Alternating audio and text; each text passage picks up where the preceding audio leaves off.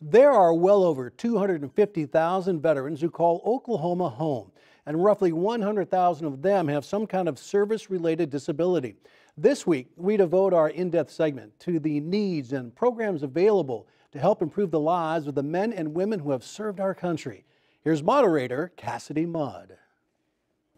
Thanks, Rich. Today we're joined by Sean Kirkland, who is the Deputy Director of the Oklahoma Department of Veteran Affairs, Scotty Deathridge, the Executive Director and co-founder of Honoring America's Warriors, and Chris Alexander, who is an Air Force veteran that served for 24 years. Gentlemen, thank you for joining us. Chris, let's start with you. I wanted to start by thanking you for your service. Can you explain to us a little bit what it was like to serve in the Air Force and then make that transition to becoming a veteran? Well, I mean, I joined the Air Force at 18, and so going from high school into something that's going to create direction for you, was kind of a shock there, that piece. But then once I got to work and traveling and got the opportunity to travel around the world, literally all 7 continents and almost 30 countries, so got to see a lot. And being a kid from, Ada, Oklahoma, it was kind of a shock everywhere I went. The culture shock piece to it. But you have direction, you have supervision, and you have friends that are there with you that kind of keep you in line. And then the mission and the job is what keeps you right there straight with it. But as you go along in 24 years, you're doing that piece to it, and then once you retire, it's like you don't have that anymore.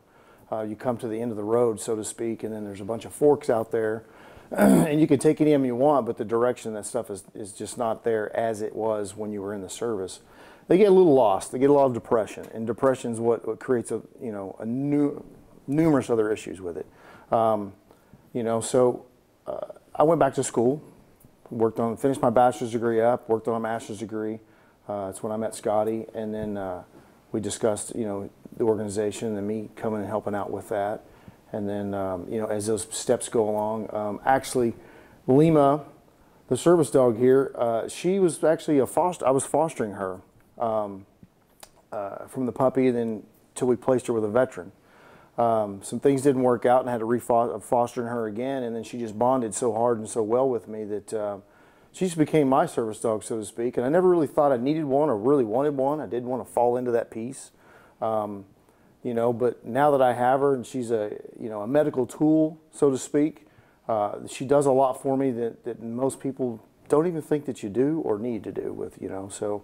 I'm very thankful for that opportunity for her, and I'm very thankful for the opportunity for our program to be able to grow into that piece and offer this to other veterans out there.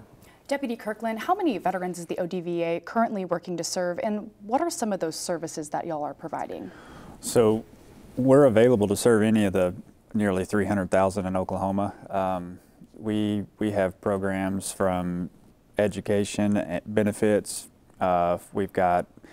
We help veteran-owned businesses with training and getting off the ground if they're trying to start a business.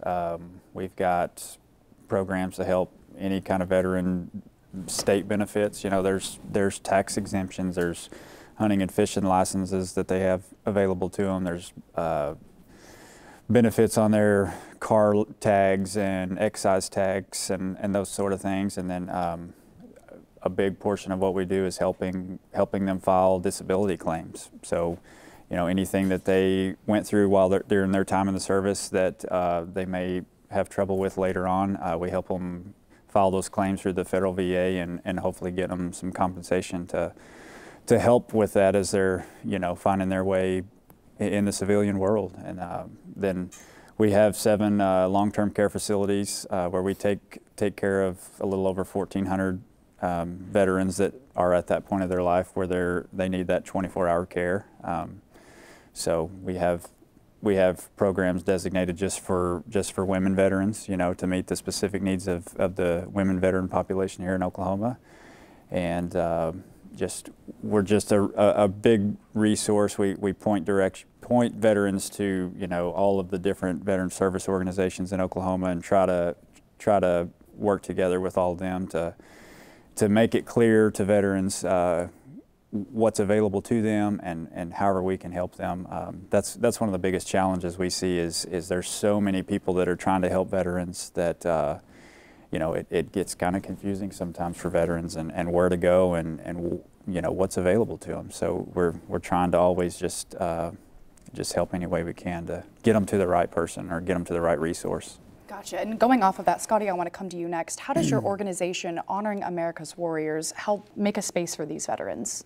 Well, you have to work with organizations like the Oklahoma Department of Veteran Affairs, which is the state branch. I think a lot of times big VA gets confused with Oklahoma Department of Veteran Affairs. And so we're fortunate in Oklahoma that we have someone like ODVA that can direct a lot of organizations to help those guys and just make the information available. That's usually what it comes down to, is just making information available and doing the best job you can to spread that. What are some of the differences between the federal government and the state government when it comes to terms of taking care of its veterans? There's really not any difference at all. We're blessed in Oklahoma. If you've been to any of our veterans' homes, I say ours because they are in the state of Oklahoma, these are some of the best kept secrets in the world. These men and women are so well taken care of. It's a beautiful thing. We've always worked closely with ODVA since we started, because that's really where you need to be. You work with your Oklahoma Department of Veteran Affairs, and we'll work with the VA medical centers because that's where the veterans are. And it's getting the ones that are coming off duty and back into the civilian world, and then you have the ones that have been in the veteran population for a while but deal with different physical and emotional, mental problems that are dealt with at that level. Chris, I want to go back to you. Have you had any difficulty accessing these resources? No, not really. I have not, because I'm blessed with, the ability, as far as financially, I have the technology with it. But there's a lot of veterans that don't have that ability for the technology side of it. And, with today's world, everything's on the internet. And there's a lot of veterans over there that just don't have, the capability to find that information. It seems like, we've had Vietnam veterans that come into our facility for either the service dog program or to be a part of the Honor Guard, Color Guard program. And, we talk about their disability rating, and they're like, I don't know what to do with that. I don't know where to find information for that. It's like, well, back then when those guys and gals were getting out or being released from service, there wasn't really a lot of discussion on disability or benefits or where to go next for those folks. And it's just a matter of well, I got what I got, I'm going with that.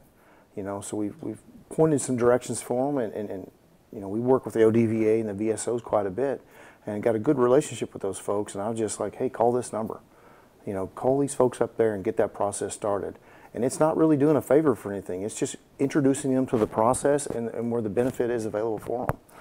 And a little bit like we were talking about earlier, one of the biggest issues with veterans getting a hold of these resources is education, right?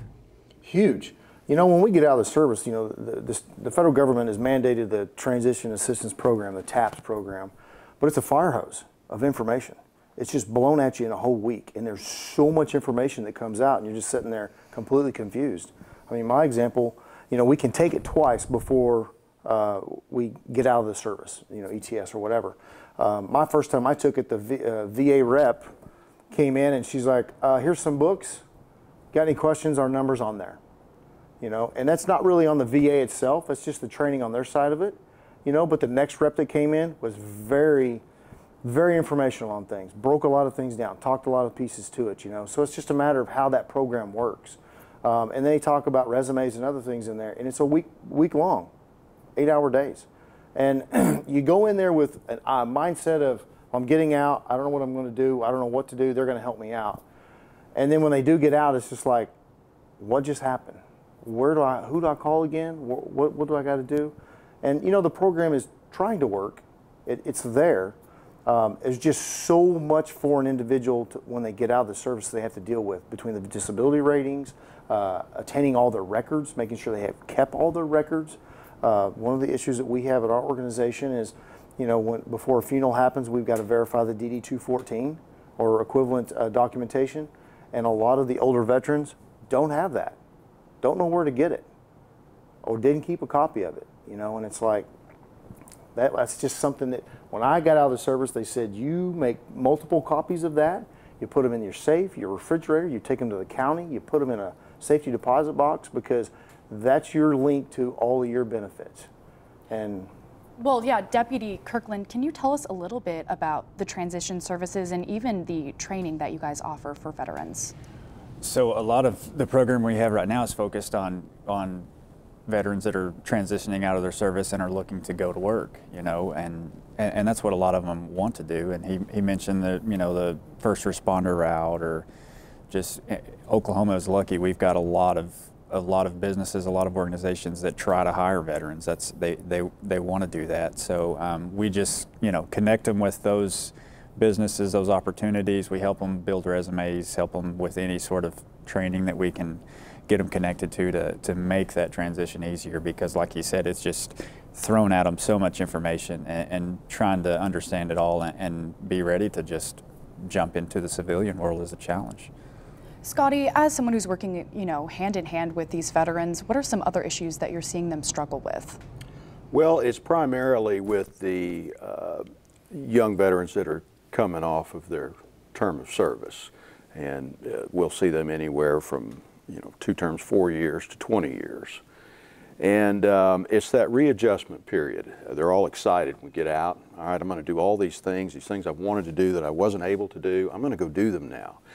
But then about a year and a half goes by, and it seems that probably 70% of them, 7 out of 10, are going to get to that year and a half threshold where, what did I do? What just happened to me? I'm really missing something that I truly cared about. And as Chris mentioned, the depression sets in. So the object is to try to create that gang net to bring everybody in, as many as you can, through as many different possibilities for them, to try to capture them and connect them with the dots that will help them succeed as they grow older. Because a guy enlists at 18 years old, does 20 years, they get out, they're 38 years old. There's a lot of life ahead of them. And so how do I parlay my military service occupation into a civilian job? And how do I put that military ease into civilian ease, to where a civilian employer can understand how we talked about our job? And so that's one of the challenges, the biggest challenge. And it's finding them and keeping them on an even keel as best you can.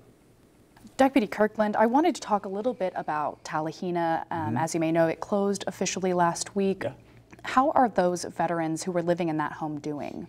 So all I've got is good feedback. They're settled into their new facilities. You know, the overwhelming majority of them went to just another veterans home within ODVA until Sallisaw is ready to open, and then they'll be able to move right over there if they choose to. And most of them indicated that would be their desire once it opens. So everything looks like they're doing well so far. Chris, do you have any advice for Oklahoma veterans or even service members that are transitioning into becoming veterans?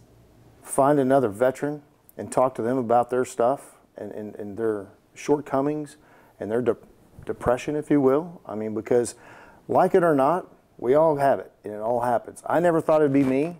I never thought I'd be that guy, if you will. But I wore out my recliner for a while, just sitting there being depressed. What am I going to do next? I mean, I had an opportunity, and I did some things in the service that you can't do in the civilian world. And you're way high up on the podium, and you have a lot of direction, a lot of responsibility. Now you don't have any of it. But the piece of that is you can't be depressed over that. That's learning. That's an education process, and you can take that to your next position or next job that you go do. But biggest piece is finding another veteran and become friends with them and talk to them about it. As we're winding down on time, I wanted to go ahead and ask, how can Oklahomans like myself help veterans get plugged into these resources? Deputy Kirkland? I think, like he said, just is everyone knows a veteran or has them in their family. It's just getting connected to veterans and connected to, you know, someone like an organization like us that can help spread any kind of information out there that we can. It's just the civilians coming together and supporting veterans. I'm not a veteran myself, but I always tell people that I just have a heart to serve them. They served our country, and I want to help them any way I can. And I think that if that mindset is across all Oklahomans' heart, then we'll be better each and every day. Scotty, any final thoughts? Well, with a population of 3.5 million people in Oklahoma, We have approximately 350,000 veterans. That's 10% of our population that have served. And that's not including our active duty in our state that served, and that's not including the civilian population that have family members that have served. Oklahoma is a very giving, very considerate state. And we're blessed in that regard because the population supports these organizations with their money. And cash is king when it comes to being able to fulfill those obligations. And we're proud to be in Oklahoma. Gentlemen, thank you for working to support Oklahoma's veterans, and thank you for joining us for the discussion today. Pleasure. Thank you. Wow.